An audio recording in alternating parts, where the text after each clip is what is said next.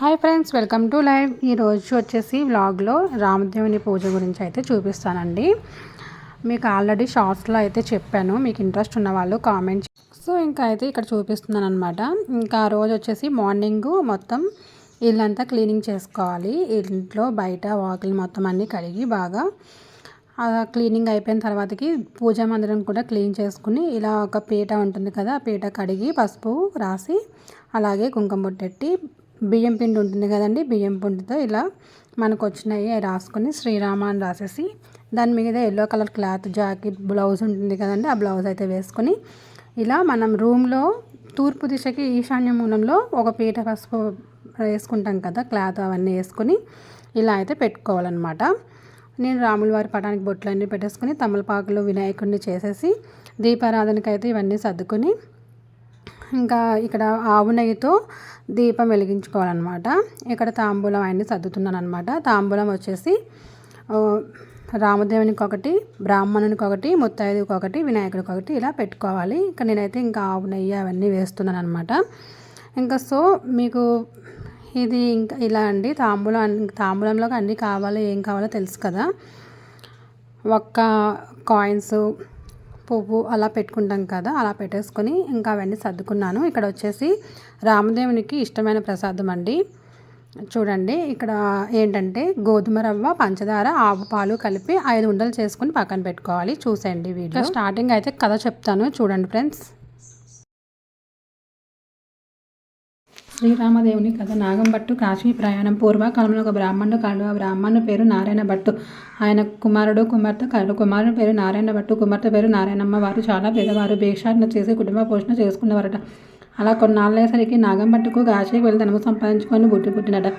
భార్యతో చెప్పి తెల్లవారుజామున లేచి కాశీకి ప్రయాణమే వెళుచున్నాడట. అలా వెళ్ళగా కొందరం వెళ్ళేసరికి దారిలో సూతుల వారు, వ్యాసుల వారు, నారదుల వారు ప్రత్యక్షమై, ఓ బ్రాహ్మణ ఎక్కడికి వెళుచున్నావో అడిగిరి. అయ్యా, నేను ధనం సంపాదించుకున్నకు కాశీకి వెళుచున్నాను అని చెప్పాను. అప్పుడు వారు, ఓ వెర్రి బ్రాహ్మణ, కాశీకి వెళ్ళిన ధనము నీకు ఎవరైనా మూటగట్టి ఇస్తారా? కాశీకి వెళితే గంగాస్థానం దొరుకుతుంది, విశ్వేశ్వర దర్శనం దొరుకుతుంది, అన్నపూర్ణ దర్శనం దొరుకుతుంది, బిందుభావం దర్శనం దొరుకుతుంది, కానీ కాశీకి వెళితే నీకు ధనము మూటగట్టి ఎవరిస్తారు? మేము ఒక కథ చెప్తాం, వింటామా అడిగారు. నాగం భట్టు ఏ దేవుని కథ వివరించండి స్వామి అని వేడుకాను. నారదుడు చెప్పడం మొదలుపెట్టాడు. పూర్వకాలంన కోసలము రాజ్యము కలదు. ఆ రాజ్యంను పాలించేవాడు దశరథ మహారాజు. ఆయన పిల్లల కోసము పుత్రకామేష్టి యాగము చేయగా దేవతలు ప్రత్యక్షమై పాయస పాత్రను ఇచ్చినారు. అతడిది పట్టుకుని వెళ్ళి తన భార్యలకు కౌసల్య, సౌమిత్ర, కైకేయి అనే 3 రాణులకు ఇచ్చినాడు. వారు 3 పాయసం భుజించగానే గర్భవతులైరి.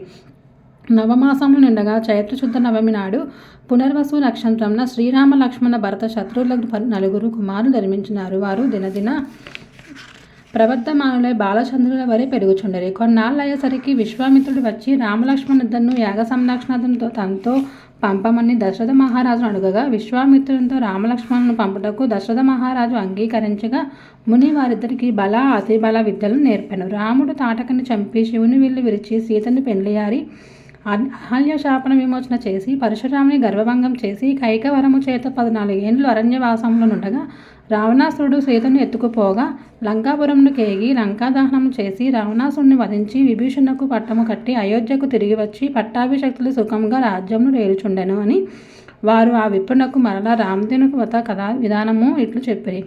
5 లక్ష్మీ వారములు, 5 ఆదివారములు పూజ చేసి ఆవు నెయ్యితో దీపం పెట్టి ఆవు పాలు, గోధుమ రవ్వ, పంచదార కలిపి 5 ఉండలుగా ప్రసాదం చేసి రామదేవునకు నైవేద్యం పెట్టవలను. 1 ఉండ రామదేవునకు, 1 ఉండ బ్రాహ్మణునికి, 1 ఉండ ముత్తైదువుకు, 1 ఉండ ఇరుగు పొరుగు వారికి, 1 ఉండ భార్య పిల్లలు అంతా కలిసి తినవలను. ఆ విధంగా 5 లక్ష్మీ వారములు పూజ చేయవలను. ఈ విధంగా నారదుడు చెప్పినది విని నాగం భట్టు వెంటనే తిరిగి తన ఇంటికి వెళ్ళిపోయి భార్య పిల్లలతో కలిసి 5 లక్ష్మీ వారములు, 5 ఆదివారములు రామదేవుని వ్రతం ఆచరించి కథ చెప్పుకొని తత్ఫలితంగా ధనలాభము కలుగుటను గుర్తించినాడు. అందువలన 5 వారములతోనే ఆపివేయకుండా తదానంతరము కూడా యథావిధిగా నిత్యము రామదేవుని కథ చెప్పుకుంటూ అష్టైశ్వర్యంతో యథిష్ట సంప్రదించుతున్నాడట. అలాగునా కొంతకాలం అయ్యేసరికి ఇదివరకే కాశీ వెళ్ళాలనుకున్నాను, కానీ వెళ్ళలేదు. ఇప్పుడు వెళ్దాం అనుకొని కొంచెం ధనము మూట కట్టుకుని కాశీ కావిడి భుజం మీద వేసుకుని కుమారుని, కుమార్తెని పిలిచి అబ్బాయి, అమ్మాయి మీరు రామదేవుని కథను మానకుండా శ్రద్ధగా చెప్పుకుంటూ ఉండమని చెప్పి నాగం భట్టు కాశీకి ప్రయాణమే వెళ్ళిపోయాను. ఆ మరునాడు కుమారుడు యాయావరంకు వెళ్ళి వచ్చి, అమ్మ రామదేవుని కథ చెప్తాను, విందుగాని రావమ్మ అని పిలువగా ఆ తల్లి నాయన పొద్దున్నే దాసింది పచ్చి పనికి వచ్చే వేళ వంట వేళ అయింది, ఇప్పుడు కథ వినలేను అను. మళ్ళీ రాత్రి వేళ కథ చెప్తాను ఎందుకని రావమ్మ అనగా, ఇప్పుడేం కథ నాయన, పడక వేళ నిద్ర వేళ ఇప్పుడు వినను అనను. ఆ కారణంగా రామదేనుకు కోపం వచ్చి ఎలా వచ్చిన ఐశ్వర్యం అలాగే వెళ్ళిపోయాను. బెట్టగా బిందెలు చెంబులు గిన్నెలు అన్నీ దొల్లి గిల్లి పొరుగువారి ఇంట్లోకి వెళ్ళిపోయాను. పూర్వమ్మ నుండి ముష్టి ఎత్తుకునే చిల్లు రాగి చెంబు కూడా తొల్లిపోచున్నాడట. అప్పుడు నారాయణమ్మ చూచి, అమ్మ అదైనా ఉంచమని కోరేవమ్మ అని చెప్పగా, అదైనా ఉంచు రామదేవుడు తండ్రి అని కోరగా ఆ చెంబు తప్ప మిగతావన్నీ వెళ్ళిపోయినవట. వారి గూటిలో ఉన్న వెండి కంచము కూడా దొల్లిపోతూ ఉండగా తల్లి ఆ కంచం మంచు పట్టుకుని లాగిందట. అంతటిన సగం మంచు గల భాగం ఊడిపోయి మిగిలినది పక్క ఇంటికి వెళ్ళిపోయిందట. మర్నాడేదో పని మీద పొరుగు ఇంటికి వెళ్ళిన నాగంభట్టు భార్య వారింట్లో ఉన్న సగం మంచు కంచము చూచి, ఈ కంచము మాదే అన్నదట. అందుపై ఆ ఇంటి వారు, మీ కంచము మా ఇంటికి ఎలా వచ్చిందమ్మా? మేము మీ ఇంటికి వచ్చినామా, మీరు మా ఇంటికి వచ్చినారా, కాబట్టి ఆ కంచము మాదే అన్నారట. నాగంభట్టు భార్య, అలాగన కాదు, మా ఇంటిలో ఈ కంచము సగం అంచు ఉన్నది, పట్టుకొస్తానని తన ఇంటికి వచ్చి ఇంటిలో ఉన్న సగం అంచు పట్టుకొని వెళ్ళి అంచును కంచం దగ్గర పెట్టి చూడగా ఆ రెండును అతుక్కుపోయాను. కానీ మొత్తము కంచం మాదే అని ఆ పొరిగింటి వారే ఉంచేసుకున్నారట. నాగంభట్టు భార్య సిగ్గుపడి లజ్జపడి ఇంటికి వచ్చిందట. అప్పుడు కుమారుడు చూచి, ఏమన్నారమ్మా అనను. అది మాదేనని చెప్పి వారే పుచ్చుకున్నారని చెప్పాను. అప్పుడు కుమారుడు, అవును రామదేవుని కథను చెప్తాను, ఇప్పుడైనా వింటావా అమ్మ అని అడిగాను. కానీ ఆ తల్లి, నేను కథ వినను, కార్యం వినను, ఏ పని పాటో చేసుకుని బ్రతుకుతాను కానీ రామదేవుని కథ మాత్రం వినను అన్నది. మరియు ఎలా వచ్చిన ఐశ్వర్యం అలాగే వెళ్ళిపోయింది. నీ చెల్లిని మాత్రం ఎవరికైనా తీసుకుని వెళ్ళి ఇచ్చి పెళ్లి చేయమని చెప్పింది. ఆమె ఆజ్ఞ ప్రకారంగా నారాయణ భట్టు చెల్లెల్ని వెంట పెట్టుకుని వరాన్వేషంలో ప్రయాణమయ్యాడు. వారు ఊరి చివరకు వెళ్ళేసరికి కాశీ నుండి నాగంభట్టు తిరుగు ప్రయాణమే ధనము మూట కట్టుకుని వస్తున్నాడట. కొంత దూరం వచ్చేసరికి ఆయన ఊరి చివరకు వచ్చినాడు. అక్కడ ఒక కోనేరు కనిపించింది. ఆ కోనేట్లో కాళ్ళు కడుగుతుండగా ఎక్కడి నుండో ఒక పెద్ద గడ్డపక్షి వచ్చి ఆ బాపు మూటను ఎత్తుకుని పోయాను. అయ్యో అని నాగంభట్టు విచారిస్తూ ఇంటికి వస్తుండగా కొంత దూరం వచ్చేసరికి నారాయణ భట్టును చూసి, అబ్బాయి అమ్మాయి మీరు సుఖంగా ఉన్నారా అని అడగగా, నారాయణ భట్టు, ఏముంది నాన్నగారు, యథాప్రకారంకు ఏమీ లోటు లేదు, వెళ్ళింది మొదలు కచ్చప్తని వినమంటే అమ్మ వినలేదు, కాబట్టి రామదేవునికి కోపం వచ్చి ఎలా వచ్చిన ఐశ్వర్యం అలాగే వెళ్ళిపోయింది. యాయావరపు చెంబు కూడా తొలిపోతుండగా నేను చెల్లి చూచి, అదైనా ఉంచు రామదేవుడు తండ్రి అని ప్రార్థించగా ఆ చెంబు మాత్రం మిగిలినది మిగతావన్నీ వెళ్ళిపోయినవి. గూటిలో ఉన్న వెండి కంచము కూడా తొలిగెళ్ళి ఇరుగు పొరుగు వారింటికి పోవచ్చినది. అప్పుడు అమ్మ చూచి కంచం ఎంచు పట్టుకొని లాగగా సగం ఎంచు మనకి, సగము పొరుగు వారింటికి వెళ్ళిపోయింది. మర్నాడైనా లేచి వారింటికి నిప్పు కొరకే వెళ్ళి వారింట్లో కంచం ఎంచు చూచి, కంచం ఎంచు మాది అన్నదట. అంతటా వారు, మీ కంచము మా ఇంటికి ఎలా వచ్చింది, నువ్వు మా ఇంటికి వచ్చినావా, మేము మీ ఇంటికి వచ్చినామా, ఇది మాది అన్నారట. అలా కాదు, మా ఇంటిలో ఉన్న కంచం ఎంచు పట్టుకొస్తానని తీసుకువెళ్ళి దగ్గర పెట్టి చూడగా రెండూను అతుక్కుపోయాను. వారు దాన్ని మాదే అని తీసివేస్తున్నారు. అమ్మ ఇప్పుడైనా రామదేవుని కథ చెప్తాను వింటావా అని అడగగా, నేను కథ వినను, కార్యం వినను, అందువలన రామదేవునికి కోపం వచ్చి ఎలా వచ్చిన ఐశ్వర్యం అలాగే వెళ్ళిపోయాను. చెల్లిని మాత్రం ఎవరికైనా ఇచ్చి పెళ్లి చేయమని చెప్పి అమ్మ ఆజ్ఞాపించాను. ఆమె ఆజ్ఞ ప్రకారం వెంట పెట్టుకుని వస్తున్నాను. మీ ఆజ్ఞ ఏమిటి నాన్నగారు అనగా, సరే మీ అమ్మ చెప్పినట్లే చేయమని చెప్పి నాగంభట్టు విచారిస్తూ ఇంటికి వెళ్ళి నారాయణ భట్టు నారాయణమ్మను వెంట పెట్టుకుని వెళుచున్నాడు. ఆ వెళ్ళగా కొందరిసరికి నారాయణ భట్టుకు ఒక బ్రాహ్మణుడు కనిపించాను. ఓ బ్రాహ్మణుడా, నీకు నా చెల్లెని ఇచ్చి పెళ్లి చేయమని నారాయణ భట్టు అడగగా, అతను పెళ్లి వద్దు, పేరంటం అక్కర్లేదని చెప్పాను. మరి కొందరం పోయేసరికి ఇంకొక బ్రాహ్మణుడు కనిపించాడు. నారాయణ భట్టు అతనితో, ఓ బ్రాహ్మణుడా, నా చెల్లెని ఇచ్చి పెళ్లి చేసుకుంటాము అడగగా, అతడు, నాకు పెళ్లి పేరంటము వద్దు, ఇదివరకే 2 భార్యలు ఉన్నారని అనెను. మరలా వెళ్ళుచుండగా త్రోవలో ఒక పెద్ద పూల తోట కనిపించాను. ఆ తోటలో అన్నా చెల్లెలు కూర్చొని రామదేవుని కథ చెప్పుకుంటూ ఉండగా ఎక్కడి నుంచో ఒక బ్రాహ్మణ యువకుడు వచ్చి పువ్వులు కోసుకుంటూ ఉండగా ఆ యువకుని చూచి నారాయణ భట్టు, ఓ బ్రాహ్మణుడా, నీకు నా చెల్లెని ఇచ్చి పెళ్లి చేసుకుంటావా అన్నాను. పెళ్లి చేస్తానంటే వద్దంటానా, కానీ మా గురువుగారు ఉన్నారు, వారి ఆజ్ఞ ప్రకారము చేసుకుంటాను అన్నాడు. ఆ యువకుడు, మీ గురువుగారు ఎక్కడున్నారని అడగగా, పలానా తోటలో ఉన్నారని చెప్పాను. వెంటనే నారాయణ భట్టు గురువుగారి దగ్గరకు వెళ్ళి, అయ్యా గురువుగారు, మీ శిష్యునకు నా చెల్లెల్నిచ్చి పెళ్లి చేస్తాను, తమరు ఒప్పుకుంటారా అడిగాను. అంత గురువు బ్రహ్మచారిని గృహస్థునిగా చేస్తానంటే వద్దంటానా, కానీ వాడి దగ్గర చింతాకంత బంగారం లేదు, గోవు పాదం అంత భూమి లేదు, మీకు ఇష్టమైతే చేయండి అని అన్నాడు. అప్పుడు నారాయణ భట్టు గురువుకి నమస్కరించి అలా ఎక్కడికో వెళ్ళి 4 రాటలు తెచ్చి నాటి పందిరి వేసి గుచ్చని ముత్తన తోనాలు కట్టి గుచ్చని ముత్తన తలంబ్రాలు పోసి 70 యాగల నారాయణనిచ్చి పెళ్లి చేసుకున్నాడు. వారు అక్కడనే కూర్చొని రామదేవుని కథ చెప్పుకుంటూ ఉన్నారట. అలా కొన్నాళ్ళు అయ్యేసరికి ఒక విప్పుడికి, మీకు 4 ఎకరంలో భూమి దారపోస్తాం తీసుకోవాల్సింది చెప్పగా, అప్పుడు వారు, మేము రామదేవుని కథ చెప్పుకుంటున్నాము, కథ అయిన పిమ్మట తీసుకుంటాము, మీకు ఇష్టమైతే కూర్చుని కథ వినండి అన్నారు. కథ అయిన తర్వాత ఆ బ్రాహ్మణుడు రాగి చెంబుతో నీరు పోసి పలానా తోటలో ఆస్తి ఉంది అనుభవించడం 4 ఎకరముల భూమి దారపోసి ఆ విప్రుడు ఎక్కడికో వెళ్ళిపోయాడు. వారు ఆ 4 ఎకరముల భూమి అనుభవించు కథ చెప్పుకుంటూ అక్కడే ఉన్నారు. అలా కొన్నాళ్ళు అయ్యేసరికి ఆ ఊరు రాజుగారు ఒక భవనం కట్టించి దానిని కొందరము పుణ్యదంపతులు దారిపోయారని చూస్తున్నారు.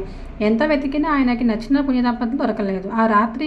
ఒక రాత్రి రామదేవుడు రాజు కలలో కనిపించి పలానా తోటలో పుణ్యదంపతులు ఉన్నారు, వారిని తీసుకుని వచ్చి ఇల్లు ధనము దారిపోయామని ఆజ్ఞాపించారట. వారి ఆజ్ఞ ప్రకారము మర్నాడైనా లేచి రాజు నారాయణమ్మ ఆమె భర్త ఉన్న తోటకు 14 మంది బోయిలను పల్లకిని పంపినాడు. వారు అక్కడికి వెళ్ళి, ఏమండే మా దేశపు రాజుగారు ఆ గృహమును కొంతనమును మీ ఇద్దరికి దారిపోస్తారట, మిమ్మల్ని వెంట పెట్టుకొని రమ్మని పంపినారు కానీ రావాల్సిందిగా వారు మేము రామదేవుని కథ చెప్పుకుంటున్నాం, మీకు ఇష్టమైతే కూర్చుని కథ వినండి తర్వాత పెడదాం అనగా బోయిలు కథ తర్వాతనే ఆ పుణ్య దంపతులను తీసుకుని వెడలి రాజుగారికి అప్పగించిరి. రాజు సంతోషంతో ఆ గృహమును ధనమును వారికి దారపోసి వెళ్ళిపోయినారు. అప్పుడు నారాయణమ్మ ఆమె భర్త నారాయణ భట్టు ఆ గృహమును 4 ఎకరముల భూమిని అనుభవిస్తూ నిత్యంను రామదేవుని కథ చెప్పుకుంటూ అక్కడనే ఉండసాగారు. కొన్నాళ్ళు అయ్యేసరికి నాగం భట్టు అమ్మాయి, నేను ఎన్నాళ్ళు ఇలా మీ దగ్గరే ఉంటాను, నేను వెళ్ళి రామదేవుని తీసుకుని వస్తాను, నీవు నీ భర్త కథ మానకుండా చెప్పుకోండి అని చెప్పి తాను ప్రయాణమే వెళ్ళినాడు. నారాయణ భట్టు కొంత దూరం వెళ్ళాక ఒక గ్రామం వచ్చింది.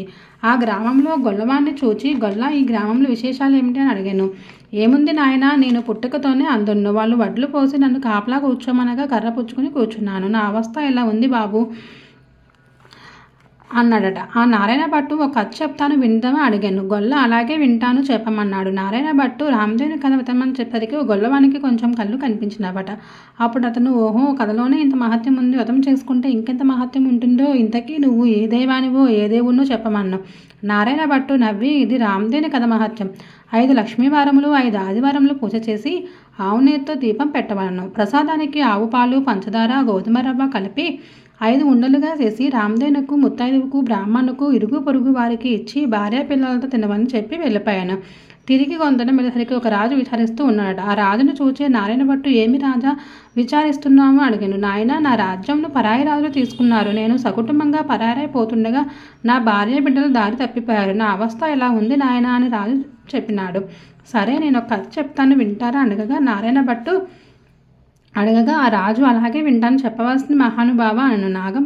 నారాయణ భట్టు రామదేవుని కథ చెప్పి వ్రత విధానమంతా వివరించాను. అంతటి రాజుగారి పరాయణ భార్య బిడ్డలు పరాయి రాజు తీసుకున్న భార్యము తిరిగి ప్రార్థించాను. అప్పుడు రాజు సంతోషంతో నారాయణ భట్టును చూచి, ఏమండి మహానుభావ, మీరు ఏ దేవుడివో చెప్పవలసింది, మేము పూజ చేసుకుంటాం అనగా నారాయణ భట్టు, నేను దేవుణ్ణి కాదు, ఇది రామదేవుని కథ మహత్యం, మీరు 5 లక్ష్మీవారములు 5 ఆదివారములు పూజ చేయమని చెప్పి వ్రత విధానం అంతయు ఇంకొక మారు చెప్పాను. నారాయణ భట్టు మరలా కొంత దూరం వెళ్ళగా అక్కడ ఒక స్త్రీ విచారిస్తూ కూర్చుని ఉంది. ఆ స్త్రీని చూచి, నారాయణ భట్టు, ఎందుకు విచారిస్తున్నావు అడిగాను. అప్పుడు ఆమె, ఏముంది నాయన, నాకు చిన్నతనంలోనే పెండ్లైంది, నా భర్త దేశాంతరం వెళ్ళినాడు, నా తల్లిదండ్రులు అత్తమామలు కొన్నాళ్ళు చూచి ఎన్నాళ్ళు నిన్ను ఇలాగ చూస్తాము అని వదిలేశారు, కాబట్టి నా అవస్థ ఇలా ఉంది నాయన అని చెప్పింది. అప్పుడు నారాయణ భట్టు, నేను ఒక కథ చెప్తాను వింటావా అను. అలాగే వింటాను నాయన చెప్పమన్నది ఆమె. నారాయణ భట్టు రామదేవుని కథ అంతా చెప్పి వ్రత విధానం అంతా చెప్పేసరికి దేశాంతరం వెళ్ళిన ఆమె భర్త తిరిగి వచ్చినాడు. తరిమి వేసిన తల్లి తండ్రి అత్తామామలు కూడా వచ్చినారట. ఆమె సంతోషించి నారాయణ భట్టును చూచి, ఏమండి మీరు ఏ దైవానివో చెప్పండి, మిమ్మల్ని మేము పూజ చేసుకుంటాము అని అడిగాను. అందుకు నారాయణ భట్టు, ఇదంతా రామదేవుని వ్రత కథా మహాత్యం, 5 లక్ష్మీవారములు 5 ఆదివారములు మానకుండా పూజ చేయాలని వ్రత విధానం అంతా చెప్పి తిరిగి కొంత దూరం వెళ్ళేసరికి ఒక గ్రామం వచ్చింది. ఆ గ్రామంలో ఒక ఇల్లాలి ఇంటికి వెళ్ళి, అమ్మ పూజ చేసుకుంటాను, కొంచెము చోటు ఇస్తావా అని అడిగాను. మా ఇంటిలో మరి ఆచారం కుదరవు కనుక ఇల్లు లేదు, వాకిలి లేదు, వెళ్ళిపోయింది అన్నది ఆమె.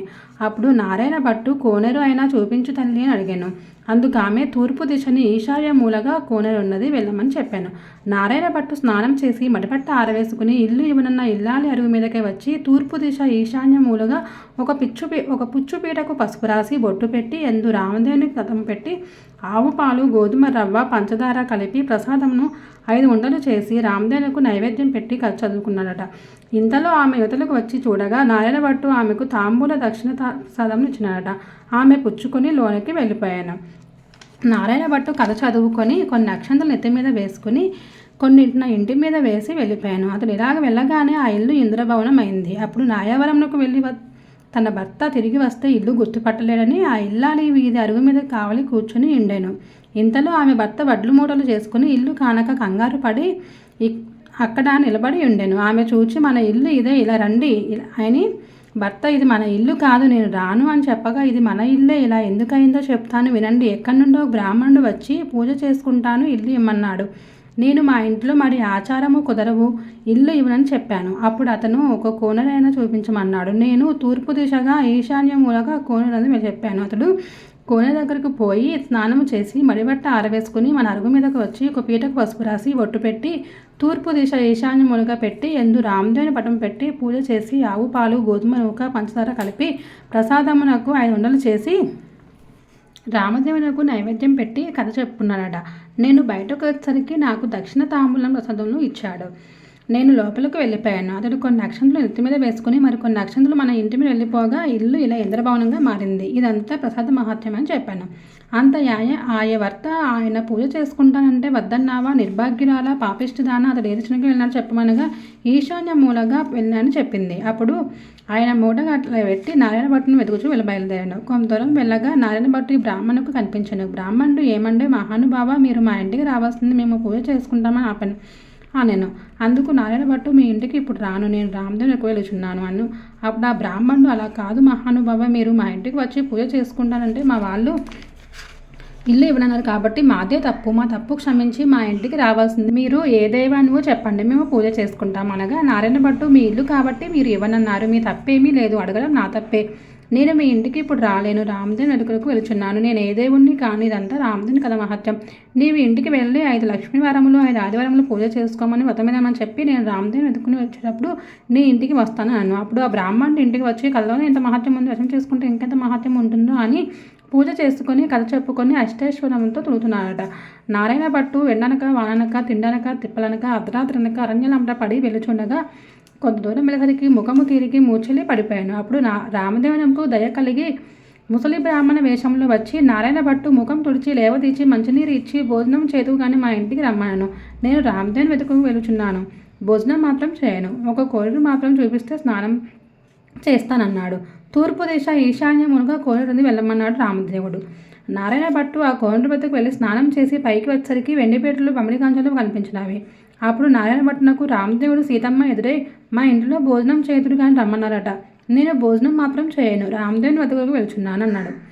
నేను రామదేవుని చెప్పగా, అయితే కావచ్చును మహానుభావ, నాకు దర్శనం కావాలని చెప్పగా, అప్పుడు పులి చర్మంతో, రుద్రాక్షలతో, విభూతి రేఖలతో, నడుమున బాగాభరణంతో, శిరస్సున గంగతో, పక్కన పార్వతితో, త్రిశూలము త్రినేత్రములతో నందివాహన రూపుడై ఈశ్వరుడు ప్రత్యక్షమైనాడు. అప్పుడు నారాయణ భట్టు వారి విట్లు స్తోత్రం చేశాను. ఈశ్వర స్తుతి. వందే శంభు ముమాపతిం సురగురం, వందే జగత్కారణం, వందే సన్నగాభూషణం మృగధరం, వందే పశునాపతిం, వందే సూర్య శశిమహినం మయనం, వందే ముకుంద ప్రియం, వందే భక్తజనశ్రయం చవరదం, వందే శివం శంకరం. అప్పుడు నారాయణ భట్టు విష్ణుమూర్తిని కూడా ప్రత్యక్షం కావాలని కోరాను.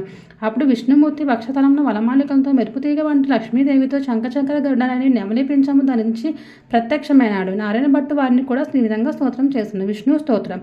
శాంతాకారం భుజగ శయనం పద్మనాభం సురేశం, విశ్వాకారం గగన సదృశం మేఘవర్ణం శుభాంగం, లక్ష్మీకాంతం కమలనయనం యోగి హృదయనగమ్యం, వందే విష్ణు భవభయహరం సర్వలోకైకనాథం అని నారాయణ భట్టు నాకు రామదేవుడు ప్రత్యక్షమని అనుకుని శ్రీరామ స్తుతి. శ్రీరామ దివ్య మునీంద్ర చిత్రనిలయం సీతా మనోనాయకం వాల్మీకోద్భవ వక్పయురి శశనం స్మేరాననం చిన్మయం నిత్యం నీరద నిలకాయం అమలం నిర్వాణ సందాయకం శాంతం సత్యనాయనం శివకరం శ్రీరామచంద్రం భజే అని స్తోత్రం చేసేసరికి హనుమత్ సీత లక్ష్మణ భరత శత్రుఘ్నాది పరివార సహితంగా శ్రీరామచంద్రుడు ప్రత్యక్షమైనాడు. అప్పుడు రామదేవుడు, ఇప్పుడైనా భోజనం చేస్తామని నారాయణ భట్టును అడిగాను. అలాగే చేస్తాను గాజుని, భోజనం అయిన తర్వాత నాతో వస్తానని అభయహస్తం ఇస్తే భోజనం చేస్తానని రామదేవుడు నారాయణ భట్టుకు అలాగే వస్తానని అభయహస్తం ఇచ్చాను. అప్పుడు సీతామహాతల్లి 4 కూరలు నవకాయ పిండి వంటలు వచ్చభక్ష పరమాణం వండి వెండి పీటలు బమిడి కంచాలు వేసి వారి బందికోటి పరివార సహితంగా రామదేవుని పరివార సహితంగా నారాయణ భట్టుకు భోజనం వడ్డించాను. అందరూ భోజనం చేసి కర్పూర తాంబూలంలో వేసుకున్న తర్వాత నారాయణ భట్టు తనతో రావాల్సింది కోరాను. అప్పుడు ముందు నారాయణ భట్టు అతని వెనుకనే రామదేవుడు బయలుదేరి వెళుచున్నారు. అలా కొంత దూరం వెళ్ళని నారాయణ భట్టుకు వెనుకకు తిరిగి చూడగా అతనికి అప్పుడు రామదేవుడు కనిపించలేదు. అంత నారాయణ భట్టు ముఖము తిరిగి మూచ వచ్చి నేల మీద పడిపోయాను. అప్పుడు రామదేవునకు దయ కలిగి ఒక భూసని బ్రాహ్మణ వేషంలో వచ్చి నారాయణ భట్టు ముఖము తిరిగి తుడిచి లేవతీచి మంచినీళ్ళు ఇచ్చి, ఏమి ఇలాగనే పడిపోయినావు అని అనిగను. దేవా, నీ మహిమ బ్రాహ్మణ దేవతలు, యోగీశ్వరులు, మునీశ్వరులు, తపస్మారులు తెలుసుకోలేరు. నీ మహిత్యం తెలుసుకున్నప్పుడు నేనెంతటి వాడును, నా తప్పులు క్షమించి నాతో రావాల్సిందని రామదేవుని నారాయణ భట్టు మరలా ప్రార్థించాను.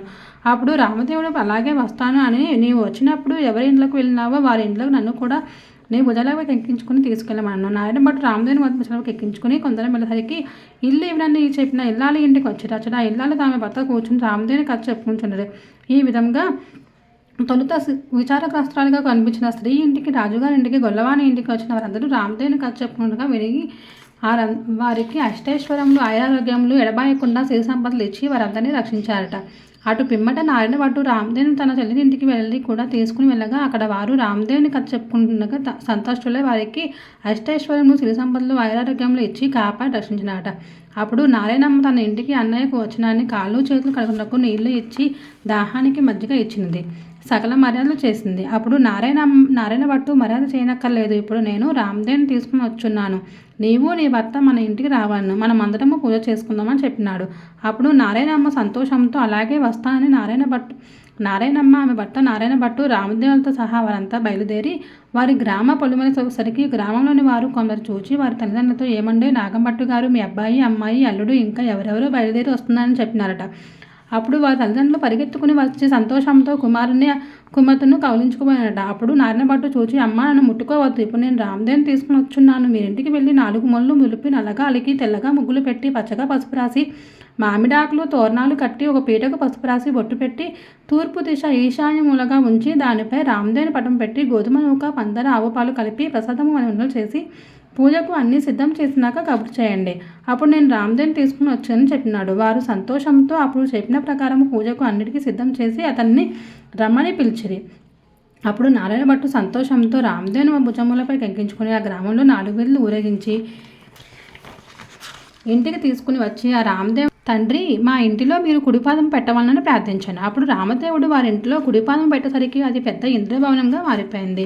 అప్పుడు నారాయణ భట్టు రామదేవునితో, పేదవాణ్ణు నేను తప్ప అన్యమైన వాణ్ణు నీ భక్తును కాబట్టి అపరాధముగాను అపచారముగాను భావించక నాకున్న ఈ పుచ్చిపీడయ్యే సింహాసనం కనుక దయ ఉంచి దీనిపై తమరు కూర్చున్నవారిని వినయంగా ప్రార్థించాను. రామదేవుడు ఆ పీఠం మీద అది వజ్రాలు, వైడూర్యాలు, కెంపులు, మాణిక్యాలతో చేసిన బంగారపు సింహాసనంగా మారిందట. అంతటి సీతా లక్ష్మణ భరత శత్రుఘ్నాది పరివార సహితంగా శ్రీరామచంద్రమూర్తి వారింట్లో ఆశీనులే వెలిసినారట. ఆ పూట రామదేవుని వ్రతము చేసుకుని కథ చెప్పుకుని కథాక్షరం తమ శిరస్సులపై దంచేసరికల్లా ఎక్కడి నుండో బీద బ్రాహ్మణుడు వచ్చి, ఏమండో నాగంభట్టు గారు, మీ అబ్బాయికి మా అమ్మాయిని ఇచ్చి పెళ్లి చేస్తాము, ఒప్పుకుంటాను అనగా, పెళ్లి చేస్తానంటే వద్దంటానా బాబు, అలాగే చేద్దాము అని చెప్పి నాగంభట్టు పాకలు పందిర్లు వేయించి గుచ్చిన ముత్తాలు తలంబ్రాలు తోరణాలు కట్టి గుచ్చిన ముత్తాలు తలంబ్రాలు పోసి నారాయణ భట్టుకు 70 యాగాలు ఇచ్చి పెళ్లి చేసినారట. నారాయణ భట్టు అతని నారాయణమ్మ ఆమె భర్త వారంతా మరలా రామదేవ వ్రతం పట్టి ఆవు పాలు, గోధుమ రవ్వ, పంచదార కలిపి ప్రసాదము చేసి ఆవునేతో దీపం పెట్టి తూర్పు దిశ ఈశాన్య మూలగా ఒక పీటకు పసుపు రాసి బొట్టు పెట్టి 5 లక్ష్మీవారములు 5 ఆదివారములు పూజ చేసి నైవేద్యం పెట్టి కథ మానకుండా చెప్పుకున్నారట. వారి భక్తికి మెచ్చి రామదేవుడు వారికి ఆయురారోగ్య వృద్ధి అష్టైశ్వర్యములు ఎడబాయకుండా సిరి సంపదలు ఇచ్చి రక్షించినారట. ఈ నోము ప్రపంచమంతా నోచిన వారందరూ అష్టైశ్వర్యందై సుఖంగా ఉండరు. శ్రీరామదేవుని కథ సంపూర్ణం. జై శ్రీరామ్. మీరు కూడా ఈ విధంగా పూజ చేసుకోవాలనుకుంటే ఈ వీడియోని చూసి ఈ కథలో చెప్పిన ప్రకారంగా అయితే చేసుకోవచ్చు. సో మీకు కూడా ఈ వీడియో నచ్చితే కనుక తప్పకుండా సబ్స్క్రైబ్ చేసి, షేర్ చేసి, అలాగే కామెంట్ చేసి మన ఛానల్ కొత్తగా చూస్తున్నట్లయితే సబ్స్క్రైబ్ చేసుకోండి. Okay, bye friends, see you.